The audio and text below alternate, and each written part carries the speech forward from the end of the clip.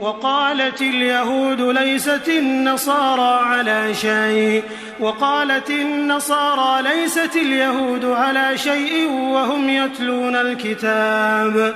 كذلك قال الذين لا يعلمون مثل قولهم فالله يحكم بينهم يوم القيامة فيما كانوا فيه يختلفون ومن أظلم ممن منع مساجد الله أن يذكر فيها اسمه وسعى في خرابها أولئك ما كان لهم أن يدخلوها إلا خائفين لهم في الدنيا خزي ولهم في الآخرة عذاب عظيم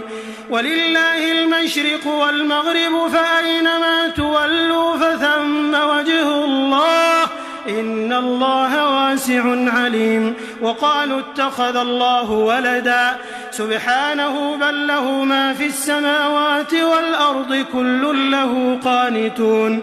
بديع السماوات والأرض وإذا قضى أمرا فإنما يقول له كن فيكون وقال الذين لا يعلمون لولا يكلمنا الله أو تأتينا آية كذلك قال الذين من قبلهم مثل قولهم تشابهت قلوبهم قد بينا الآيات لقوم يوقنون إنا أرسلناك بالحق بشيرا ونذيرا ولا تسأل عن أصحاب الجحيم